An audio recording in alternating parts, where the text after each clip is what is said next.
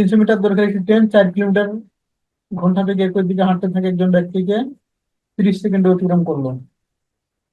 লোকটাকে অতিক্রম করার 15 মিনিট পর ট্রেনটি স্টেশনে পৌঁছালো, স্টেশন পৌঁছতে লোকটা কত সময় লাগবে? তাহলে লেখো, ধরি ট্রেনের স্পিড,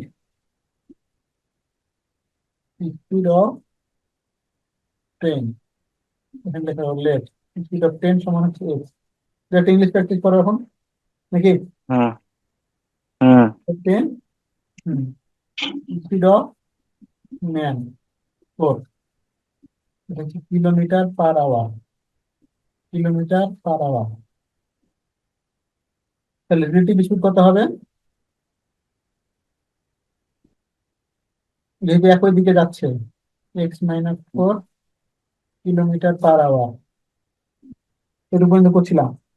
এটাকে আমরা যদি হুম 5/18 দ্বারা গুণ করি, তাহলে মিটার পার সেকেন্ড হয়।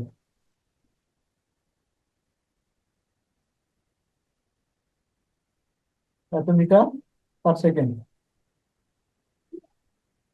ওকে, তাহলে রিলেটিভ স্পিড কত? 5/18, এটা হচ্ছে বেগ, বেগ ইন্টু সমন 30, এটাই তো অতিক্রান্ত দূরত্ব।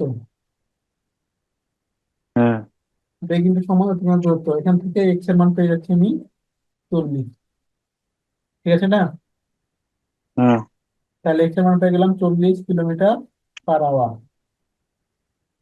এখন ট্রেনের পৌঁছাতে কত সময় লাগে? 15 মিনিট। 15 মিনিট। হ্যাঁ, তাহলে 15 মিনিটে যেটুকু যাবে সেটাই স্টেশনের দূরত্ব। হুম তাহলে লেখো আছে ডিস্টেন্স অফ স্টেশন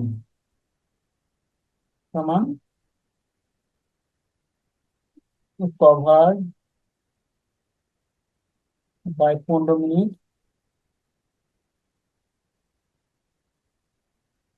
সমান কত হচ্ছে? তাহলে 15 মিনিটে যাচ্ছে কত? 40 × 15/60, হুম